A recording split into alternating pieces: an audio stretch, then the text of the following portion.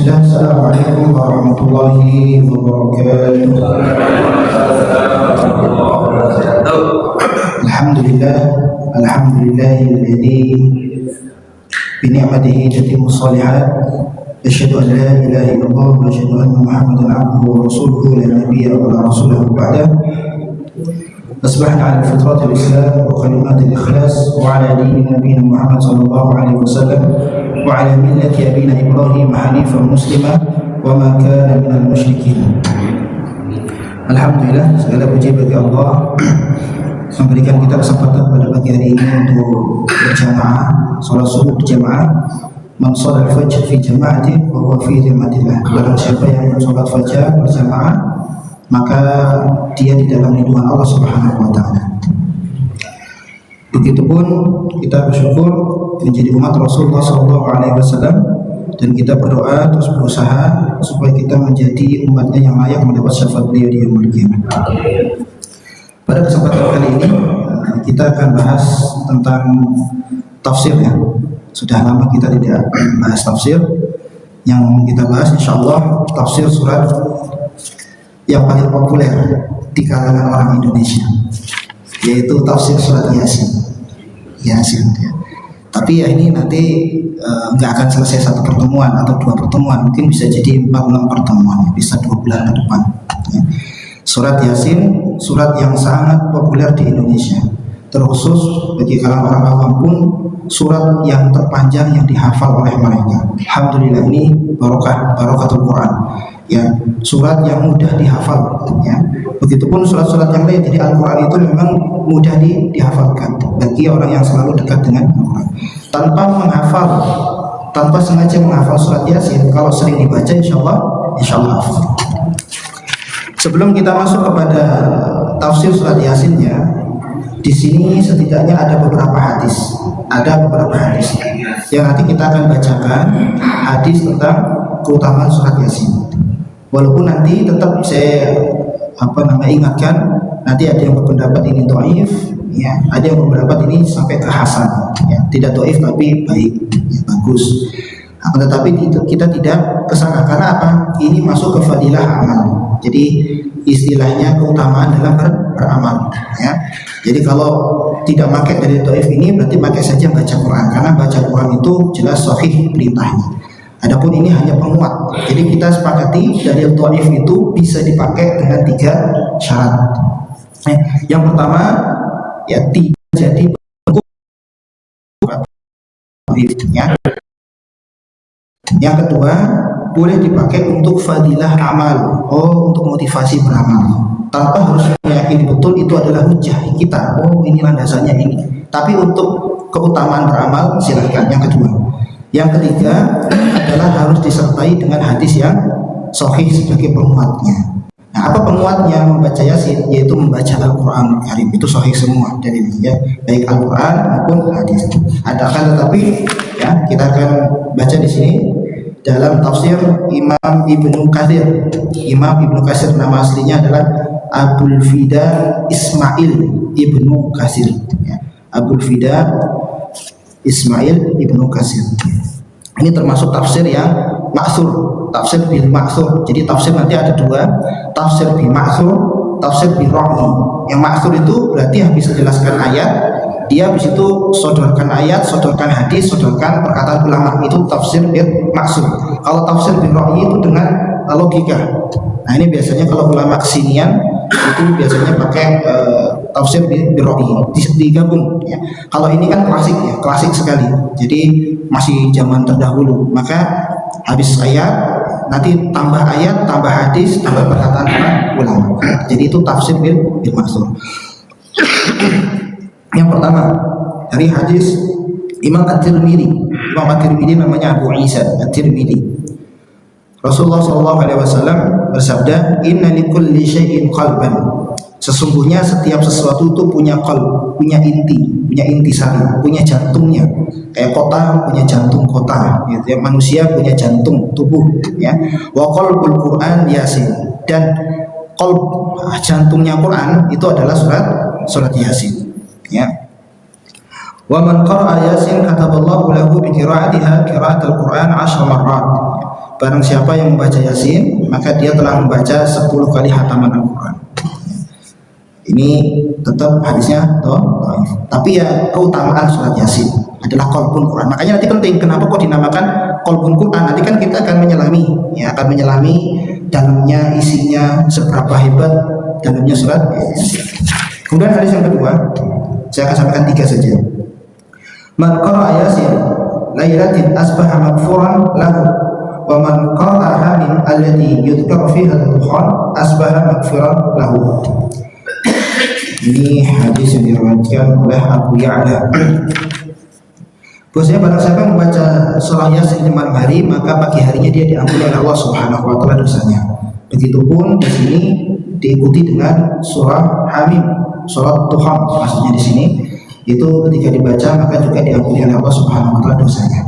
Maka kita juga bisa menanggapi hadis ini, siapapun yang membaca Al-Qur'anul Karim yang dia diridhoi Allah dan ikhlas dalam membacanya, insya Allah akan diampuni dosanya. Kemudian yang ketiga, tentang hadis iqra'uha atau iqra'u ala mautikum Yasin, yaitu bacakan kepada mayit-mayit kalian adalah surat Yasin. Karena apa? Hadis yang diriwayatkan oleh Imam Ahmad di dalam Musnad Imam Ahmad. Karena dengan membaca surat Yasin akan memperingan azab si mayit tersebut. Maka sering sekali dibacakan. Ya silakan yang mau ambil, tetapi tetap Yasin adalah surat bagian dari Al-Qur'anul Karim. Kita masuk kepada surahnya. Ya. Bismillahirrahmanirrahim. Yasin. Yasin. Artinya apa Yasin? Allah alam bisawab. Yasin itu huruf muqatta'ah. Itu sering sekali ada dalam Al-Quran ya. Alif Lam Mim, apalagi Alif Lam Ra, Shad, Kaf Ha Ya Mim Ain Shad, terus apalagi Hamim, betul, Alif Lam Ra. Nah ini huruf muqatta'ah. Kenapa muqatta'ah? Huruf yang terjajar tetapi tidak berbentuk kalimat. Contoh S-A-Y-A, saya, itu huruf terjajar tapi jadi kalimat kan ya. Ana, nah jadi kalimat, itu huruf yang, tapi kalau ini huruf yang terjajar tapi tidak bentuk kalimat. Alama gitu kalau yang belum bisa bacanya ya. Hama atau hamim, nah itu karena tidak ada artinya. Maka yang paling kuat adalah wallahu a'lamu bimuradifuha, Allah yang paling paham, yang tahu maknanya. Tetapi nanti Yasin itu memang sengaja Allah Subhanahu wa taala diawali dari huruf muqatta'ah. Begitupun dengan surat-surat yang lain. Karena nanti di dalam Al-Qur'an tipe ayat itu ada 2. Yang pertama muhkamat. Nah, ini sekarang kita pakai pelajaran tafsirnya. Yang kedua mutasyabihat. Kalau muhkamat dia jelas, kita baca terjemahnya jelas. Qul huwallahu ahad. Nah, jelas Allah itu esa. Allahus samad, Allah tempat minta berlindung, minta tergantung kita. Nah, tapi ada yang mutasyabihat. Mutasyabihat itu enggak hanya lihat dari artinya, tetapi harus dipahami. Nah, itulah fungsi tafsir. Jadi tafsir itu buka. Nah, ini tafsir. Ya, dibuka yang tertutup jadi kelihatan, itu tafsir. Nah, itu fungsinya nanti untuk ayat-ayat mutasyabihat. Contohnya, yadullah fawqa aydihim, tangan Allah di atas tangan mereka. Itu bagaimana? Nah, itu mutasyabihat. Ya, nanti ada levelnya mutasyabihat yang sulit, yang betul-betul harus dipahami. Ada yang nanti dilihat tafsirnya sedikit sudah kelihatan. Maksudnya perbedaan tafsir tidak banyak. Contoh, nasullah fanasiyahum, mereka melupakan Allah sehingga Allah melupakan. Kan Allah nggak punya sifat lupa. Ketika lihat tafsirnya, oh fanasiyahum, Allah melupakan mereka, bermakna tarokahum, Allah meninggalkan mereka. Nah, seperti itu. Jadi ada muhkamat yang cukup dilihat dengan terjemahan, ada mutasyabihat yang perlu dengan tafsir. Ini biar kita tahu. Nah, termasuk kata-kata muqatta'ah itu mutasyabihat. Alif Lam Mim mutasyabihat ya. Tetapi tetap para ahli tafsir ya, para ulama itu menerjemahkan ya, mengait-ngaitkan dengan hal-hal yang lain. Tapi tetap yang paling kuat tadi Allahu a'lam, Allah yang paling tahu. Ya. Kemudian ada yang mengaitkan di sini. Contohnya Imam Al-Hasan dan Sufyan bin Unainah ya, itu menerjemahkan Yasin adalah ya itu wahai. Ya, sinnya itu adalah insan. manusia, wahai manusia. Itu yang pertama. Yasin, wahai manusia. Nah, terus kemudian yang kedua, Yasin itu dari Sa'id bin Jubair ya, melalui bahasa Habasyah itu berkata Yasin adalah nama Allah Subhanahu wa taala. Nama Yasin nama Allah. Salah satu nama dari nama Allah.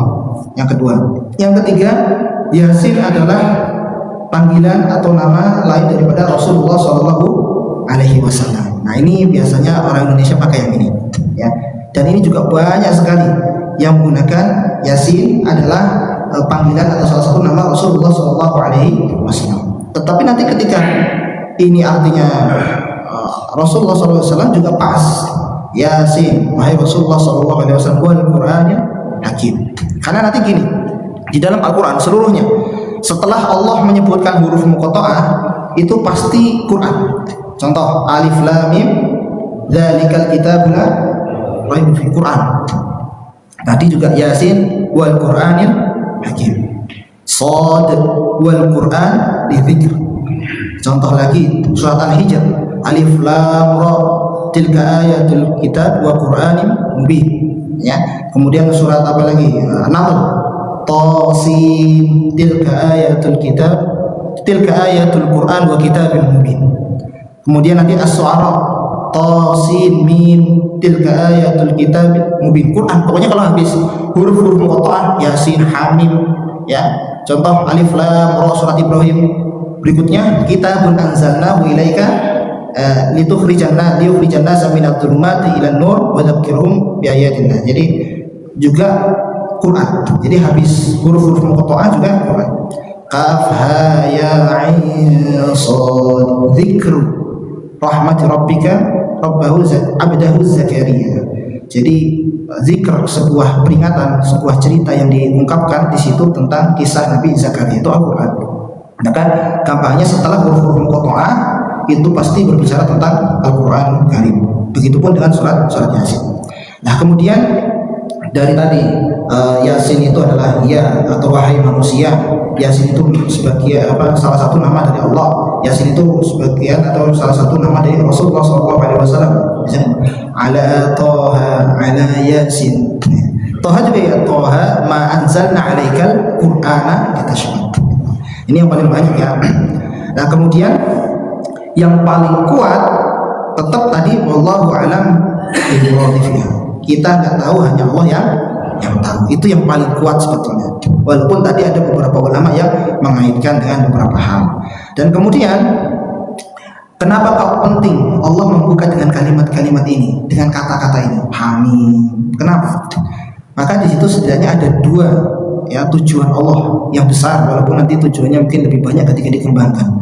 Yang pertama, agar manusia atau siapapun ya, orang yang beriman, yang membaca Al-Quran ya, yang belajar Al-Quran itu tunduk kepada Allah Subhanahu wa taala.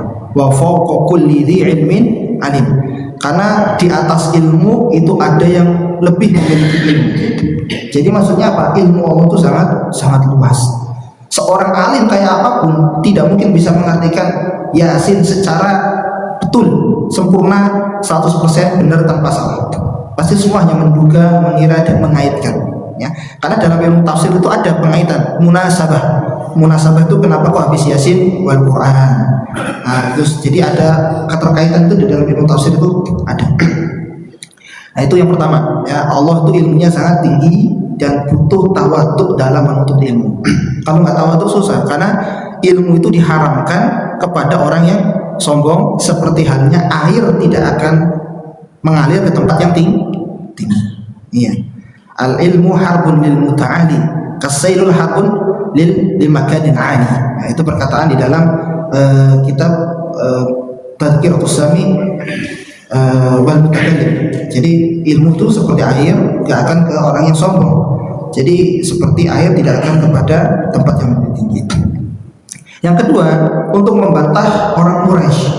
Orang Quraisy sering sekali membanding-bandingkan, ingin menandingi, bahkan bukan yang membandingkan, menandingi Al-Quran. Tetapi mereka tidak bisa membuat yang seperti Quran, yang seperti faktu bi surah, faktu bi ashri suwarin. Kalau nggak bisa 10 surat, 1 surat saja. Coba, nggak bisa. Nah inilah kehebatan Islam. Yang mukjizatnya itu, mukjizatnya itu Al-Quran. Tadi sampai baru surat Yasin. Baru 1 ayat Yasin. Wal Qur'anil Hakim, ya, wal Qur'anil Hakim. Al-Quran yang sangat bijaksana. Jadi dalamnya Al-Quran jelas hukum-hukum yang Allah sendiri katakan ma farratna fil kitab min syai'. Tidak satu pun yang terlewat dari kami di dalam Al-Quran. Jadi Al-Quran itu sudah lengkap, sudah bagus, ya, tidak perlu dimodifikasi, ya, walaupun nanti ada ilmuwan yang menuliskan tesis menggugat keautentikan wahyu Tuhan, itu ada, ya, tapi tetap aja mau digugat seperti apa, Al-Quran tetap wahyu, tetap kitab petunjuk yang tidak bisa dirubah. Bahkan ada orang yang membaca ketika salah, nah, saya bisa tahu, nah, ini salah. Ada Al-Quran saya pernah jumpai, kok salah harokatnya, saya tahu ini salah. Nih, oh salah harokatnya saja, nggak usah katanya, itu tahu, oh ini nggak di sini nih, seperti itu, ya. Maka itulah Al-Quran. Hurufnya saja, tulisannya sudah mukjizat, apalagi dalamnya. Hakim, itu bijaksana sekali Al-Quran. Contoh, ayat Khamar dalam syariat, ya, itu ditulis semuanya dalam Al-Quran 4 kali turun. Jadi nggak langsung haram Khamar itu, ya. Pertama apa? Wa min kulli tsamarati wan nakhili wal a'nabi tattakhiduna minhu saqara wa rizqan hasana. Jadi engkau jadikan kurma dan anggur, tattakhiduna minhu saqara, sesuatu yang memabukkan, wa rizqan hasana, dan rezeki yang baik. Itu pertama ayat Khamar turun itu rezeki yang baik. Dan gak dihilangkan dalam Al-Quran, masih ada. Hanya saja kita lihat itu tidak dipakai, ya, dimansuh, ya, dinasakh kepada nanti yang mansuh, kepada nanti yang diturunkan keduanya. Yang kedua, ya, ayat tentang khamr yang kedua itu wa yas'alunaka 'anil khamri wal maisir. Ditanyakan kepada kau Muhammad tentang khamr dan maisir.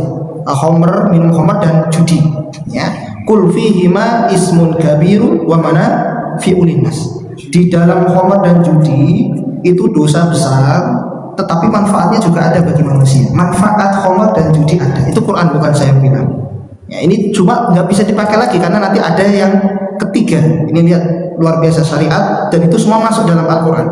Wa ismuhuma akbar min naf'ihima, tetapi dosanya lebih besar dibanding manfaatnya. Itu ayat yang kedua. Ya, jadi ada manfaatnya, cuma manfaatnya kecil. Ya. Mungkin agak enak pas habis minum aja. Kalau udah sadar ya masalah datang lagi. Nah, ayat yang ketiga tentang khamr, semuanya ada dalam Al-Quran. La taqrabus shalah wa antum sukara. Jangan dekati sholat kalau kamu masih mabuk. Nah itu sahabat itu masih mabuk-mabuk. Apalagi zuhur ke asar itu nggak berani mereka. Tapi kalau isya ke subuh ya lumayan lah, 2-3 botol, oke. Ya. Tapi kalau maghrib ke isya itu nggak bisa. Karena tadi la taqrabus shalah wa antum sukara, nggak boleh dekati, bukan nggak boleh sholat, nggak boleh dekati sholat. Jadi jauh-jauh dari tempat sholat. Nah itu ketiga, karena iman sudah mulai, sebagian besar sudah meninggalkan, tapi masih ada yang curi-curi, ya. Nah kemudian yang keempat jelas, rijsun min amalis syaiton fajtanibu. Ini barang sudah jelas, ya, itu amalnya syaiton, fajtanibu, ya, bukan nggak boleh minum, dijauhi. Ini jelas, ya. Jadi kita bukan nggak boleh minum, deket-deket aja nggak boleh. Maka nanti ada turunnya hadis bagaimana orang yang menuangkan khamr, bukan hanya minum, menuangkan, yang jual, yang membeli, yang menyajikan, itu semuanya kena. Nah itu, maka karena sudah kuat tadi imannya. Itu Al-Quranul Hakim, ya, Al-Quran wal Quranil Hakim. Al-Quran itu sangat bijaksana, yang melihat orang, yang melihat permasalahan itu detail dan solusinya pasti ada. Maka bagaimana orang ini mendalami Al-Quranul Karim. Innaka laminal mursalin. Udah apa semuanya? Artinya apa? Innaka laminal mursalin. Sesungguhnya kamu itu adalah seorang Rasul. Jadi kenapa kok Allah penting, ya, ayat ketiga Yasin ini diberitakan kepada Rasulullah, innaka laminal mursalin. Kita cerita sejenak tentang sirah nabawiyah, ya. Jadi Rasulullah itu sebelum 40 tahun diutusnya itu sudah merasakan kegalauan. Jadi Rasulullah kan pernah dicuci, ya, hatinya berapa kali? 2 kali. Yang pertama di saat 4 tahun, ada yang mengatakan 3 tahun lebih, ada yang mengatakan 4 tahun. Yang pertama itu, nah, di situ bersih hati Rasulullah. Dan yang kedua sebelum Isra Mi'raj. Nah, ketika bersih hati Rasulullah melihat hancurnya atau kerusakan masyarakat jahiliyah, galau Rasulullah. Dan bukan 1 kali pertamanya ketika Rasulullah ke Gua Hira langsung dapat wahyu, tidak. Sebelum itu berkali-kali sudah. Jadi Khadijah nyiapkan bekal bawa ke sana, pulang lagi bekal bawa, itu berkali-kali. Bukan hanya sekali ke sana langsung dapat wahyu, tidak, berkali-kali. Namanya uzlah, menyendiri dari keramaian, kerusakan untuk mendekati Allah Subhanahu wa taala. Uzlah. Contoh di rumah, bukan karena takut istri ke masjid ya, tetapi mungkin lagi urusannya kacau ke masjid supaya tenang hatinya. Begitu, itu uzlah. Dan biasanya orang-orang salafus soleh itu punya tempat yang tinggi, ya, di gunung, ya, kalau Nabi Musa di Tursina gitu ya. Ya kalau di sini ya lantai 2 atau lantai 3. Jadi lebih apa? Lebih puncak ya. Puncak lagi Mandira jadi kayak gitu. Uzlah. Sehingga ketika itu Allah merasa ini siap, ya. 40 tahun ini siap. Lalu datanglah langsung malaikat Jibril dengan wujud aslinya. Bukan kan malaikat Jibril ketika menurunkan wahyu bisa dengan menyamar seperti lelaki yang tampan, yang putih, yang suci. Begitupun juga wahyu sesekali seperti lonceng, seperti bunyi yang sangat menggetarkan, atau juga wahyu juga seperti di dalam mimpi hadirnya wahyu itu. Nah, ketika itu Jibril langsung mendekat diri Rasulullah SAW. Kita tahu Jibril, ya, sayapnya saja itu panjangnya dari timur ke barat. Sedangkan punya 600 sayap. Itu paling gede Jibril itu. Dzi quwwatin matin, ya, muta'in sama amin. Jadi sangat ditaati oleh malaikat yang lain. Bosnya malaikat itu Jibril, ya. Dan itu didekap Rasulullah. Ya, selesailah. Kalau bukan orang yang kuat nggak bisa itu, ya. Orang salah satu sahabat ketika turunnya wahyu, qadarullah, betisnya atau kakinya ini di bawahnya Rasulullah.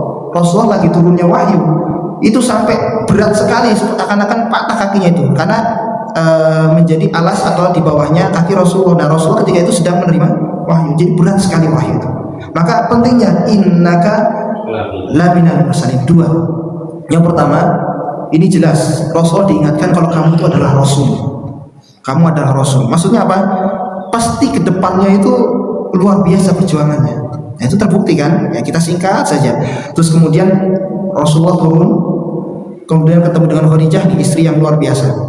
Ketika Rasulullah mengatakan cukup dengan satu kata, zamiluni, ya, selimutilah aku, bergetar oleh Rasulullah. Lalu selimuti, kemudian apa? Khadijah itu tahu Rasulullah itu sedang menerima sesuatu yang dahsyat, ya.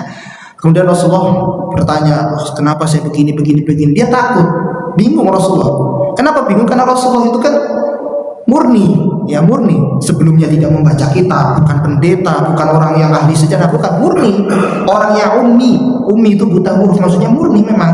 Jadi orang yang nggak tahu, ya. Wa wajadaka dhalan fahada. Memang dolan bukan Rasulullah tersesat, ya. Dolan itu tidak mengetahui. Wa ma tadri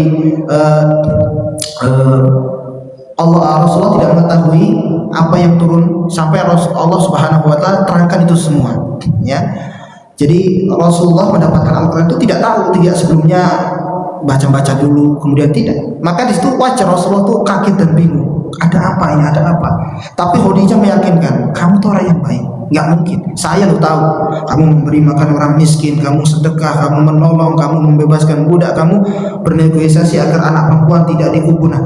Itu nggak mungkin kamu mendapatkan sesuatu. Paling, kata Khadijah, mungkin kamu itu seperti didatangkan malaikat seperti halnya Nabi Musa alaihissalam. Itu jawaban Khadijah, ya. Jadi Khadijah sudah, ini pasti sesuatu yang dasar terjadi. Maka wajar yang imani pertama adalah Khadijah sebelum yang lainnya. Ini makanya Khadijah tidak bisa pernah digantikan. Dan semarahnya Rasulullah itu pernah kepada Aisyah ketika Aisyah mengatakan, kenapa kamu menyebut wanita tua itu? Sehingga Rasulullah merah. Di hadisnya Aisyah tidak pernah menyinggung nama Khadijah lagi, gitu. Ketika tahu Rasulullah marah ketika disebut dengan Khadijah dengan wanita tua, karena kan nggak ketemu, dia sudah wafat. Nah kemudian singkat cerita, Rasulullah dari situ mendapatkan ujian dan terus ujian, sehingga kita tahu semua ketika Khadijah sudah wafat, Abu Thalib sudah wafat, nggak ada pembelaan di Mekah. Kemudian Rasulullah mencoba keluar kemana? Ke Taif. Ya, Taif mungkin yang pernah ke sana, Taif kan 90 sampai 100 km ya. Jalan kaki Pak, jalan kaki. Dan medannya nggak lurus gini, itu batu-batu. Naik ya, pertama Taif itu naik dataran tinggi, dingin ya. Terus kemudian batu-batu. Itu 95 atau 100 km jalan kaki. Berharap di situ diterima, kan di Mekah ditolak. Sudah nggak ada pembelaan. Khadijah sudah wafat, sedih sekali. Abu Thalib yang biasanya paling depan membela Rasulullah kemudian meninggal. Ke sana Rasulullah, dan di sana Rasulullah menjumpai tokoh-tokoh agar dakwahnya diterima. Saya itu Rasulullah, saya itu Nabi utusan Allah. Itu dikacangin, diacuhkan. Nah akhirnya malah apa? Bukan hanya diacuhkan, mereka para tokoh ini mengumpulkan orang agar membawa batu dan melemparkan pada Rasulullah SAW sampai Rasulullah berdarah, ditemani oleh Zaid bin Haritsah. Ingat-ingat, Zaid bin Haritsah, ada dua Zaid ya yang terkenal, Zaid bin Haritsah, Zaid bin Sabit. Bedanya, Zaid bin Sabit itu orang Ansar di Madinah, dia ahli Quran, dia orangnya cerdas, dan sekretarisnya Rasulullah ahli bahasa, mempelajari bahasa dalam waktu 14 hari.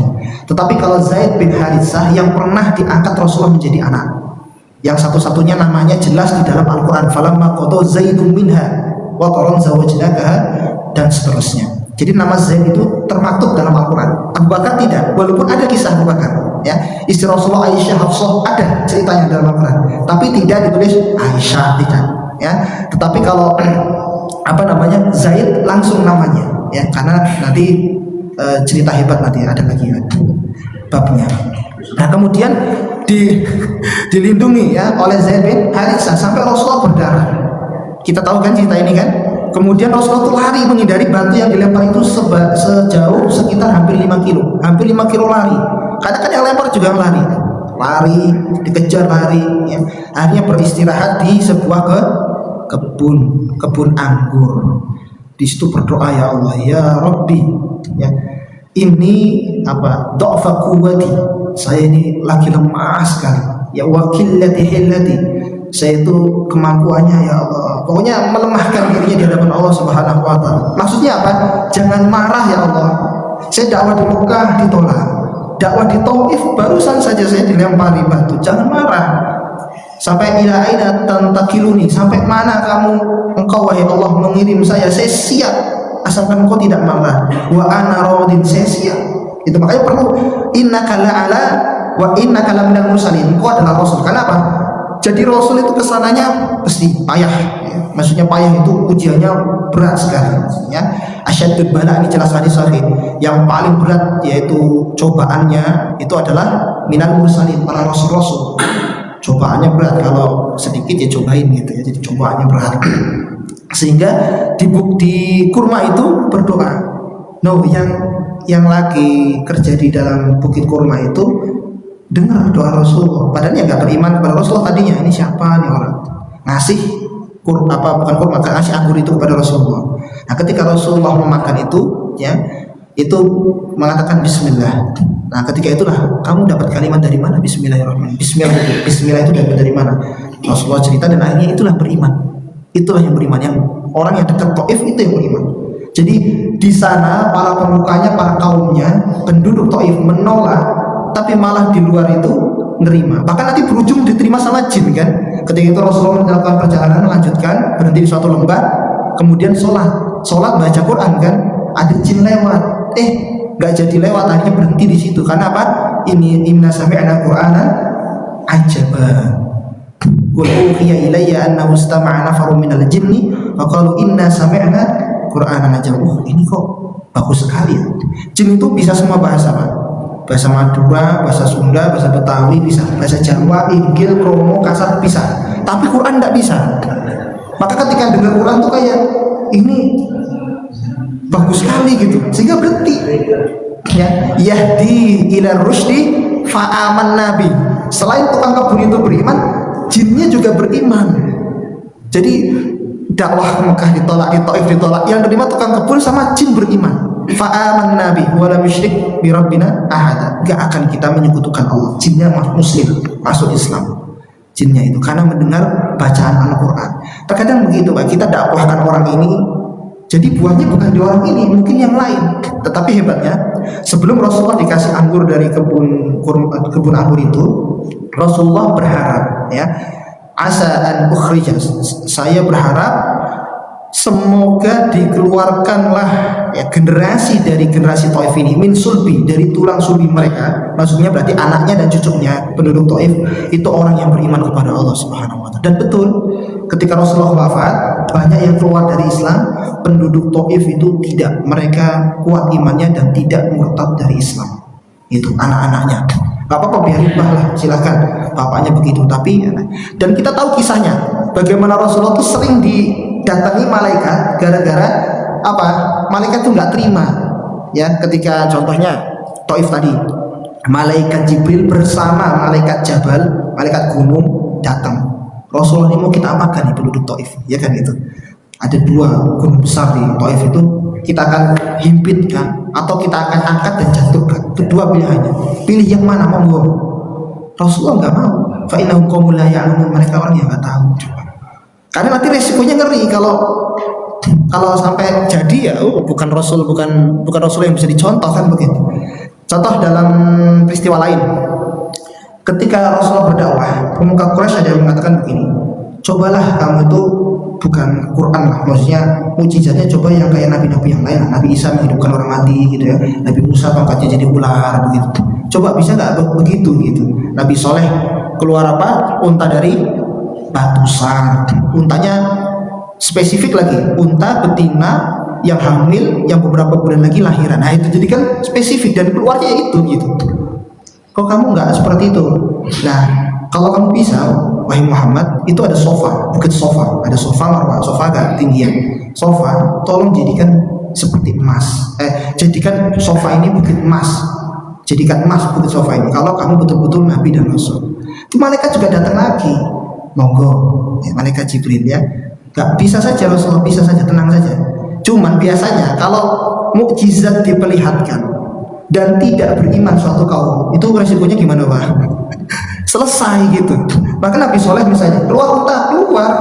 Tapi kalau untanya terus kemudian dibunuh kan, fadamdama alaihim rabbuhum bidamhim fasawwa, langsung dia kasih azab. Ya karena apa? Bunuh untanya Allah, bukan untanya orang. Naqatullah kan bahasanya gitu dalam surat Asy-Syams. Naqatullah, untanya Allah. Nabi Hud. Jadi kalau mukjizat diperlihatkan tapi orang tidak beriman, itu ngeri. Makanya ada ayat wa ma kana Allah mu'adzibahum wa anta fihim. Allah enggak pernah akan mengadab suatu kaum kalau engkau wahai Rasulullah masih di situ. Jadi kalau engkau masih di situ, maka Allah tidak akan mengadab suatu kaum. Karena biasanya Allah ketika mengadab suatu kaum diselamatkan dulu nabinya. Umat yang mengikuti diselamatkan dulu. Nah, Rasulullah diselamatkan dulu. Tapi kalau ada di situ Rasulullah enggak akan menghukum kaum tersebut. Contoh lagi dalam surat Al-Isra. Wa ma mana'ana an nursila min ayatin illa an kadzdzaba bihal awwalun. Kami tidak ada penghalang oleh kami untuk memberikan mereka adab seperti umat-umat terdahulu. Silakan, tapi Rasulullah mengatakan tidak, Jibril, tidak usah. Sebenarnya bisa saja sofa jadi emas, ting, mudah saja bagi Allah. Tapi harus beriman kan gitu. Kalau nggak beriman ya azab, fair gitu. Tapi Rasulullah tahu ini jadi emas, jadi perak, jadi apapun nggak akan mereka beriman. Udah, nggak usah, nggak usah. Nah inilah Rasulullah SAW karena takut kena azab, saking sayangnya. Harisun alaihi ma'anitum. Harisun alaikum bil mu'minin. Harisun alaikum bil mu'minin itu betul-betul pingin orang yang di luar Islam itu masuk Islam. Ya bedanya sekarang yang sudah dalam Islam dikeluarkan dari Islam. Wah ente Islamnya nggak benar lah. Nggak, Rasul tuh pingin ayo masuk Islam. Harisun alaikum bil mu'minin. Itulah Rasulullah SAW. Itu Rasul. Itu yang pertama. Diingatkan kalau kamu tuh Rasul. Nah yang kedua, karena Rasul itu tugasnya berat, ya. Maka di situ disebutkan laminal mursalin. Kamu tuh Rasul seperti Rasul-Rasul yang sebelumnya. Wa ma Muhammadun illa Rasul. Sesungguhnya Rasul itu hanya sebatas Rasul, ya. Qad khalat min qablihi rusul, yaitu pengganti sebagaimana sebelum-sebelumnya juga ada Rasul. afa immata aw qutila qalabtum ala aqabikum, kalau dia mati dan terbunuh dan kamu kepada agama kamu murtad, fala yadullaha syai'a, itu tidak menjadikan sesuatu keburukan bagi Allah Subhanahu wa taala. Jadi innaka laminal mursalin adalah penegasan engkau itu rasul, tugasnya berat, bahkan nabi terakhir. Dan yang kedua, walaupun berat ada temannya, yaitu rasul-rasul sebelumnya. Jadi contoh orang ya, kena musibah, anaknya meninggal, tetapi ketika ada orang ngabarin, udah sabar, itu tetangga juga ada yang meninggal juga anaknya, kamu 1, 2, 3. Nah, jadi kan agak ringan, karena nggak sendiri ya, tetapi ada yang sebenarnya. Rasul begitu, Rasulullah itu perlu, karena kan di hidupnya tidak ada, maka dikisahkanlah nabi-nabi terdahulu untuk memotivasi Rasulullah. Saya Rasul, tugasnya berat, tetapi saya pengganti para Rasul yang dulu juga banyak Rasul diutus. Nah ini, ya innaka laminal mursalin. Rasul kepada apa? Ala siratim mustaqim, kepada jalannya lurus, ya, jalannya para nabi, para salafus saleh, para syuhada minan nabiyyin was syuhada, ya, as-salihin, para orang yang saleh. Nah, ini mustaqim, ya, bukan untuk kepentingan, tapi dakwanya untuk kepada Allah Subhanahu wa taala. Masih ada waktu ya, soalnya itu udah keliling. Kemudian ya, dua ayat lagi. Ala siratal mustaqim, tanzilal azizir rahim. Tanzil itu ayat yang kelima. Tanzil aziz. Jadi Al-Qur'an itu turunnya berapa kali, Pak? Kita ingatkan ini, kita belajar tafsir, belajar turunnya Quran, ya. 2 kali turun. Jadi yang pertama, inna anzalnahu fi Lailatul Qadar. Quran itu turun sekali pada malam Lailatul Qadar. Cuma turunnya dari Lauhul Mahfuz. Lauh itu papan atau lauh itu lembaran. Mahfuz itu terjaga dan terkunci.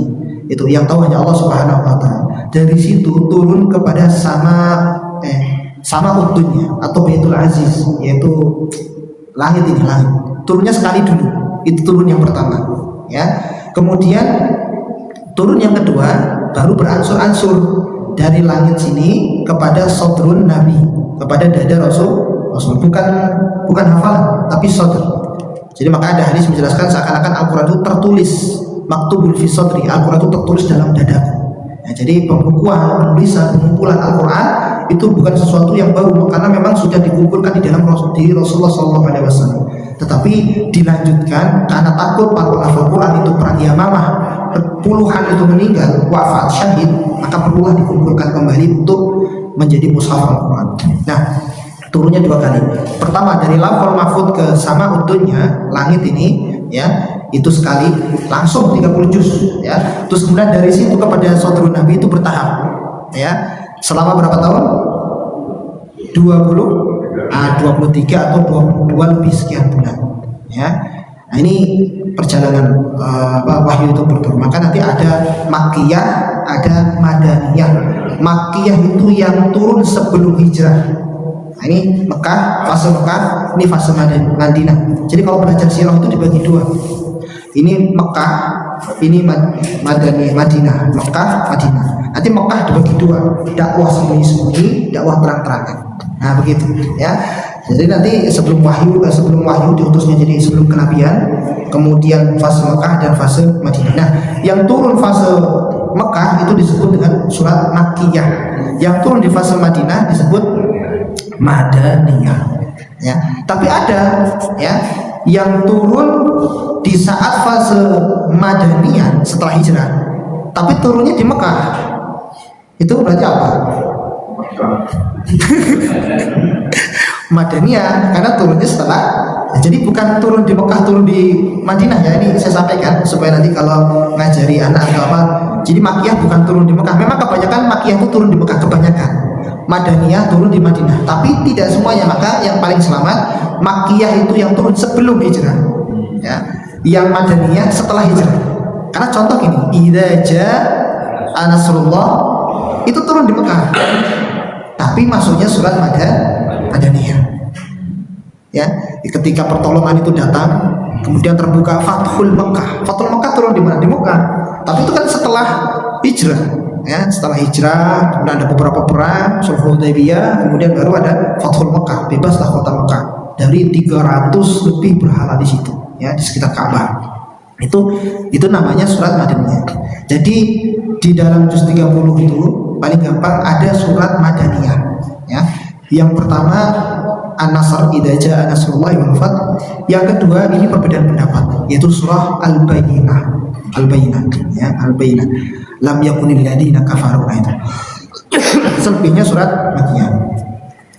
Nah, kemudian Tanzil Azizur Rahim, yaitu turun daripada Allah Subhanahu wa taala. Jadi Quran itu bukan kitab bacaan.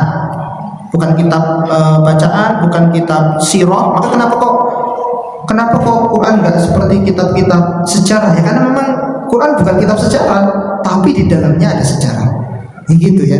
Kenapa kok Quran enggak kayak kitab fikih, runtut ada toharoh ada. Ya karena bukan kitab fikih, tetapi di dalamnya ada hukum fikih begitu.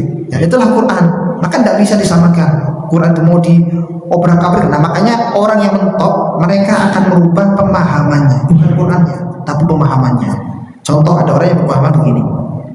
Ar-rijal qawwamuna 'alan nisa bima faddalallahu bihi ba'dhum. Ar-rijal di situ harusnya kan laki-laki, jelas laki-laki itu qawwam, pemimpin itu perempuan. Tetapi bagi orang-orang orientalis menafsirkan ar-rijal itu sifat. Jadi bisa jadi perempuan yang bersifatkan laki-laki memimpin laki-laki yang bersifatkan kan nyeleneh ini gitu.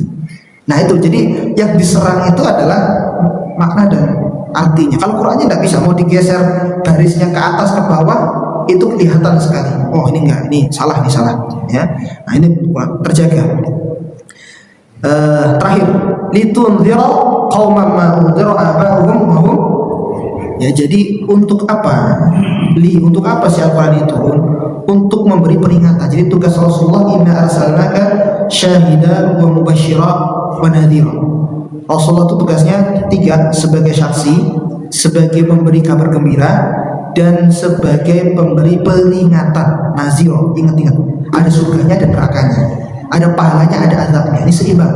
Enggak azab terus, enggak surga terus, tapi imbang ya. Ada surga dan neraka, ada pahala, ada azab ya. Untuk mengingatkan kauman di sini bangsa Arab. Ya, coba ada beberapa nabi yang diturunkan di bangsa Arab. Nabi Soleh itu di bangsa Arab, itu di Arab. Terus kemudian Ibrahim, Ismail ya. Sedangkan jarak Nabi Muhammad dengan Nabi Ibrahim itu 2000 tahun, sekitar 2000 bahkan lebih, 2000 tahun lebih. Kalau jarak antara Rasulullah ke Nabi Isa kan ada yang mengatakan 400 ya, 400 atau kurang dari itu 350 tahun. Ya, 400 tahun Nabi Muhammad dengan Nabi Isa.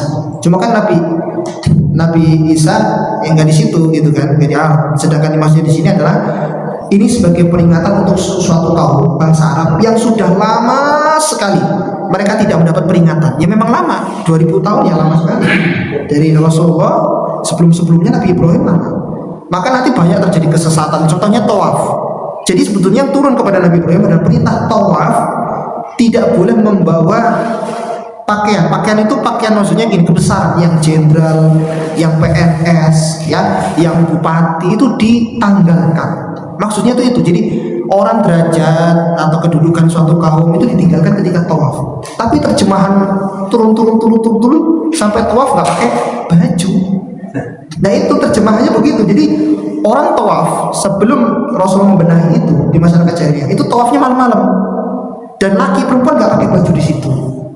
Nah muter gitu. Nah ini kebiasaan masyarakat jahiliyah.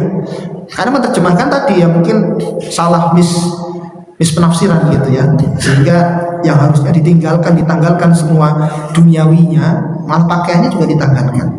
Ya, repot. Sekarang jangan coba-coba ya. Sekarang foto aja nggak boleh sekarang, ambil HP-nya. Nah, ya. Nggak, hai guys gitu. Jadi mereka telah ghafil, telah lupa karena jarak antara Nabi Ibrahim, Nabi Ismail kepada Rasulullah 2000 tahunan. Sehingga Rasulullah perlu diangkat di bangsa Arab ya. Kenapa kok milih suku Quraisy? Nanti ada di dalam penafsiran kaum Quraisy. Penafsiran surat kaum Quraisy ya. Surat Quraisy. Kenapa kok dipilih? Karena bangsa Quraisy lebih dari 10 tahun sudah beribadah kepada Allah Subhanahu wa taala. Bukannya kepada berhala, iya. Berhala itu sebenarnya mereka tidak tahu sebelumnya. Enggak ada berhala dulu. Hanya saja ketika Syita was-Shaif, perjalanan perdagangan mereka antara Syita was-Shaif. Syita itu musim dingin. Kemana mereka musim dingin? Musim dingin ke Yaman. Soif musim panas kemana? Mereka ke Syam, Yaman, Syam, Yaman, Syam. Mereka itu apalagi Syam dulu kan dikuasai oleh Nasrani, patung-patung mereka punya. Nah, sehingga mereka beli, sehingga masukin Hubal yang pertama, kemudian ada Lata, ada Uzza dan lain sebagainya. Nah, itu dari situ sebetulnya. Mereka berkeyakinan apa? Kalau langsung ke atas itu kayaknya susah deh, harus perlu perantara. Nah, itu. Jadi betul. Jadi pikiran mereka itu pakai perantara. Mereka meyakini Rabbus Sama, mereka meyakini, mereka beriman kepada Allah. Ada Tuhan yang di langit ngawasin kita tuh tahu. Dan mereka itu kan rata-rata karena apa? Gak terima kalau Rasulnya itu Rasulullah itu saja. Itu mereka yakin loh. Buktinya contoh, ketika Ka'bah mau diserang, apa yang dilakukan? Dilakukan Abdul Muttalib naruh 200 ekor unta di perbatasan kota Mekah. Diharap ketika itu diambil sama Raja Abraha, habis ngambil pulang, sokokan lah gitu. Ternyata ya untanya diambil tetap masuk aja gitu ya, tetap jalan aja penyerbuan kota di Mekah itu, Ka'bah, penyerbuan Ka'bah. Akhirnya Abdul Muthalib ambil itu unta. Dikiranya Abraha, loh kamu kan pemimpin kaum, masa nggak mau negosiasi atau apa, malah kesini ngambil unta ya. Dengan enteng Abdul Muthalib mengatakan gini, Ana Rabbul Ibil, saya punya unta itu ya, saya punya hak, saya ambil lah. Ya terus Ka'bah, kalau Ka'bah nanti ada pemiliknya, nanti ada yang lindungi. Semuanya kabur, bukannya jaga Ka'bah, semuanya kabur di bukit kan, jadi kan gini ya, lembah gini ya. Nah semua itu lari ke bukit, lihat nanti mau diapain ya mereka ini ketinggiannya. Mereka sudah yakin nanti ada yang bela ini Ka'bah. Itu sebelum mereka Islam. Jadi mereka punya berhala itu untuk simbol saja. Dengannya perantara kita lebih enak gitu, Tuhannya kelihatan gitu. Itulah ini peradaban dari Syam ya, dari timur sana ya, dari barat. Sehingga apa? Mereka perlunya itu, sehingga Rasulullah menghilangkan itu perantara dan meyakinkan hanya kepada Allah. Itu kenapa Allah memilih suku Quraisy. Ada 7, nanti lain waktu ya. Salah satunya mereka sudah beribadah kepada Allah lebih daripada 10 tahun. Beribadah menyembah langsung kepada Allah, hanya saja ada perantara-perantara tersebut. Dan mereka tidak menerima Rasulullah itu adalah Rasul, Muhammad itu adalah Rasul. Karena apa? Ya selama 40 tahun ya tahu ya Rasulullah itu seperti apa. Tapi ketika Rasulullah membacakan Al-Quran itu beda. Kan bahasa Al-Quran itu memang bahasa Arab, tapi tidak sama kayak bahasa Arab yang sekarang. Maksudnya yang digunakan dia lebih tinggi bahasanya, sastranya lebih bagus. Maka banyak yang mengatakan itu sihir lah. Muhammad belajar di mana ya? Kemudian syair lah, dapat ilham dari mana ya? Kok bisa begitu? Karena terheran-heran mereka mau tidak meyakini, tapi dan mudah diulang. Jadi ketika kita coba mengulangi perkataan kita yang 10 menit yang lalu, bisa nggak Pak itu? Persis ya. Kalau nggak direkam susah. Tapi kalau Al-Quran, Iqra bismirabbikal ladzi khalaq. Ulangi lagi, Iqra bismirabbikal ladzi khalaq. Kok lancar sekali. Perkataannya indah, susah dibuat, tapi diulangi bisa. Nah itu. Dan orang budak pun bisa. Jadi kan ini dari mana ya kan begitu? Kayak Bilal itu kan dari perbudakan, dari Ibnu Mas'ud itu adalah seorang pengembala jadi ahlul Quran.